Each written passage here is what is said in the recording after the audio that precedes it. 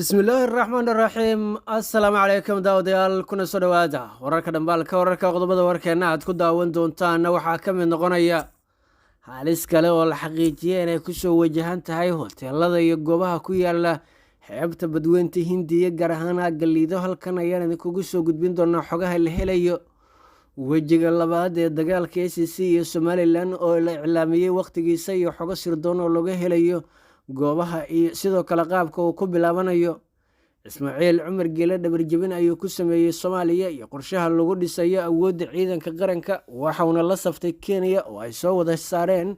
go'aankii ugu qaraaray isla markaana Soomaaliya halis ku ah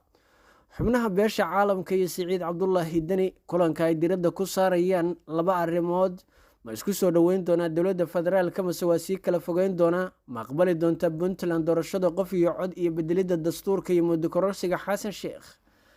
muuqaalka share gareeyo like saar la wadaag saaxiibada kuna xirno wararka dhambaalka wararka anu ku bilowna halis kale ayaa la xaqiijiyay in ay ku soo wajahan tahay mar kale xeebta badweynta Hindiya hoteelada iyo maqaayadaha ku yaala kuwaas oo qaarkood loo dalxiis tago isla markaana dadku ay ku nastaan sida ay aaminsan yihiin saraakiil ka soo shaqeeyay ammaanka waxaa soo wajahan mar kale khatar aan la dhayalsan karin isla markaana u baahan in tii hore iyadoo laga duulayo qaabka ay u dhacday in si degdeg ah looga hortago su-aasha la keenay ayaa ah maxaa laga bartay weeraradii horey kaga dhici jiray xeebta Liido maxaa sidoo kale sababay in iyadoo ammaanka caasimadu ah mid la isku haleyn karay ciidan gaar ah lagu wareejiyay ay gudaha xeebta Liido hoteelo iyo goobaha ku yaala ay khatar amni wajahaan mid ka midana ay ku dhintaan muwaadiniin Soomaaliyeed oo lagu weeraray su-aashaasi waxaa looga jawaabay in ay jirto isdhigasho iyo sidoo kale inaan cashare laga baran qaabkii hore ee ay u geli jireen hoteelada iyo sidoo kale goobaha ku yaala aagaase iyo guud ahaan magaalada Muqdisho iyo sidoo kale inay jiraan jahooyin badan oo la dhayalsaday isla markaana u baahan in si degdeg ah looga falceliyo waxaa arrintaani su'aalo ka keenay xubno uu ka mid yahay gudoomiye ku-xigeenkii hore ee amniga iyo siyaasadda ee maamulka gobolka Banaadir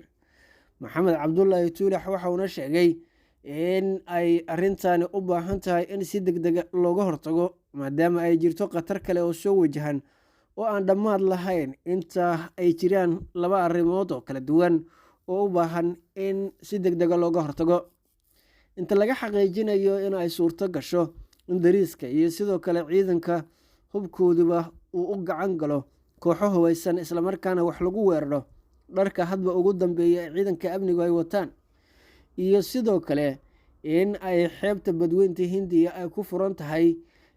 guud ahaan hoteelada iyo sidoo kale goobaha ku yaala magaalada Muqdisho gaar ahaan xeebta Liido oo la tilmaamay in ay tahay halka ugu halista iyo khatarta badan isla markaana ku taala badweynta Hindiya iyadoo weliba doonyo iyo sidoo kale agabyo kaleba ay kaga iman karaan kooxaha waxweerarayaasha dhinaca badda waxa uu sheegay in baddu ay tahay halista weyn ee ka jirta aaggaasi isla markaana aan marnaba la dhayalsan karin iyadoo weliba ay jiraan tillaabooyin ay u muuqdaan inay yihiin kuwo la dhayalsaday oo u baahan in si degdeg ah looga jawaab bixiyo halka ay ka soo galeen meesha ay weerarka ka soo qaadeen iyo sida ay ugu suurto gashay tegitaankaasi labadaba lama cayibin sidaasi daraaddeed waxay taasi ay horseedi kartaa in berri wixii shalay oo kale ay dhacaan ayuu yidhi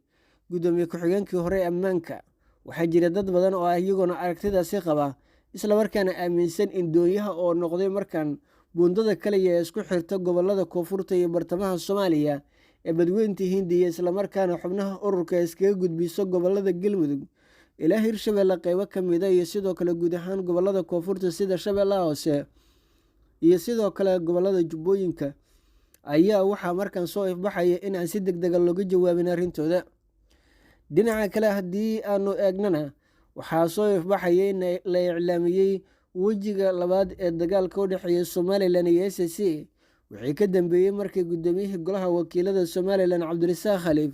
oo rajo laga qabay in wadahadal siyaasadeed iyo sidoo kale mid bulshaba uu ku soo dabaalo gobolka isla markaana ay siyaasiyiin badan oo madax bannaan iyo kuwa xilal ka haya xukuumadduba ay wadahadal ku dayeen guud ahaanba uu iskaga tegay xilkii uu ka hayay Somaliland sidoo kalena uu iskaga baxay xayndaabka iyo xiradii guud ee Somaliland ee dhinaca siyaasadda haato midda xisbiyada iyo sidoo kale guud ahaanba ka mid ahaanshaheeda ayaa waxaa soo ifbaxay in rajabeel ay isku bedeshay arrintu, waxaana markaan dhiladhaansiga colaaddu uu si toosa kaga bilowday dhanka Somalilan, iyadoo weliba la xaqiijiyey in wejiga labaad la qorsheeyey in 24 saac ee soo aadan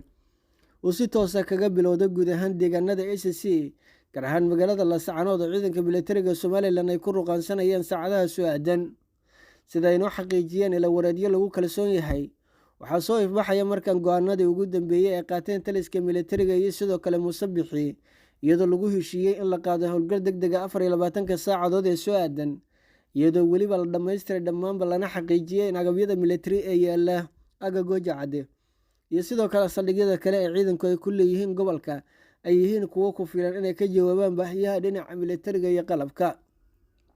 Dhinaca kale, ACC ayaa dhankeeda waxay ku jirtaa diyaargarowga ugu xoogganaa, islamarkaana ay doonayso inay kaga jawaab celiso oo ay kaga falceliso isku day walba oo weerar oo kaga yimaada deegaanada Somalilan,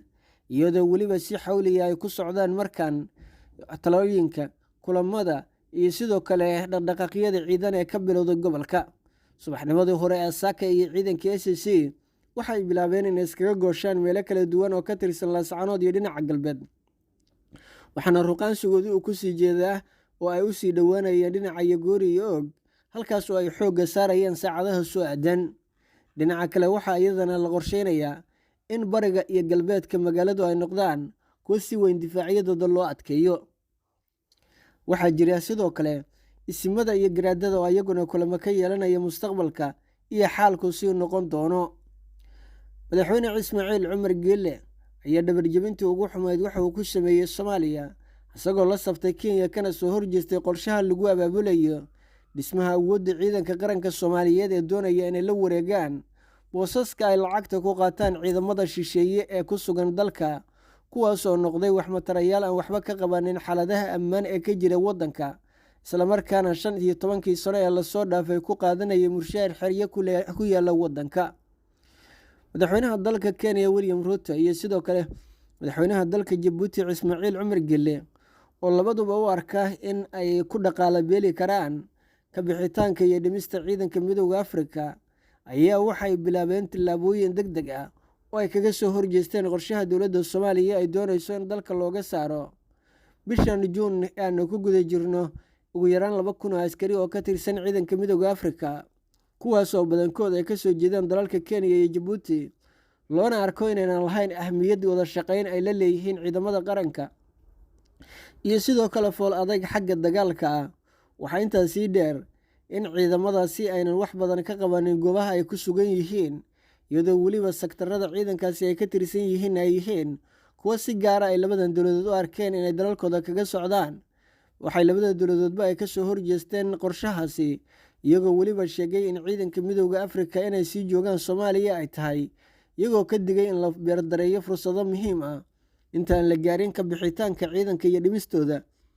Waa in la xaqiijiyaa in Soomaaliya ay tahay mid si hufan ula dagaalami karta kooxaha hawaysan ee ka soo horjeeda. Waa in la xaqiijiyaa inay leedahay awood ciidan oo kalsooni leh kuna filan gacan ku haynta waddanka.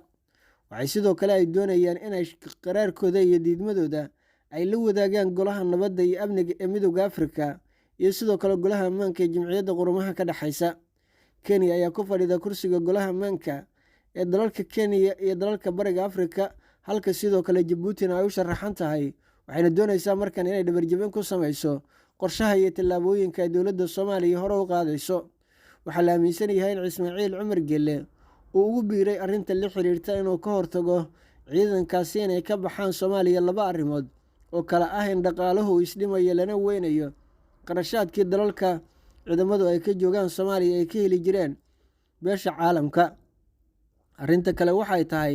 in uu Ismaaciil Cumar Geelle uu dareensan yahay shaki ah in madaxweyne Xasan Sheekh Maxamuud uu u sii dhowaanayo dhinaca Itoobiya, iyo sidoo kale in uu ka soo horjeestay qorshe walba oo ku aadanaa arrinta ACC oo la isku fahmi waayey maalmihii ugu dambeeyey. Kadib markii garaado uu martigeliyey tageenna magaalada Muqdisho, ayuu Ismaaciil Cumar Geelle shakigaasi bilaabay. Ugu dambeyntiina, wakiilada beesha caalamka iyo Puntland ayaa gorfaynaya sidii dib loogu soo celin lahaa xiriirkii dowladda dhexe iyo sidoo kale dowlad goboleedka Puntland, iyo sidoo kale doorashada qof iyo cod ee ka qabsantay Puntland, qaabka iyo natiijada oo ay goobjoog ka noqonayaan, iyadoo weliba intaas ay sii dheer tahay in ay socdaan dadaallo ku aadan sidii xal loogu heli lahaa kala aragtidwanaanta siyaasadeed iyo khilaafka xooggan ee ka dhex qarxay dowladda federaalka iyo Puntland, kaasoo cuuriyaamiyey dhammaanba wada shaqaynta labada dhinac, sidoo kalena hor istaagay dano badan oo muhiim u ahaa waddanka. Xubnaha wakiilada beesha caalamka ayaa doonaya labada dhinac inay xiriirkoodii iyo wada shaqayntooda ay dib u soo celiyaan, si beesha caalamkuna ay ula shaqayso si kalsooni leh, iyo sidoo kale in dhinacyadu ay ka wada shaqeeyaan xoojinta dimuqraadiyadda, hirgelinta doorashooyin qof iyo cod ah, iyo sidoo kale sharciyeynta sharciga. Arrimahaas oo ay ka mid yihiin sidoo kale in la xoojiyo nidaamka federaalka iyo wada shaqaynta hay'adaha labada heer. Muuqaalka sheer garow oo like saaran ku xirno wararka dhambaalka wararka waxay ku leeyihiin arrimaha la xiriira khatarta laga digayo ee liito iyo sidoo kale wejiga labaad ee dagaalka ACC. Nabadgelyo.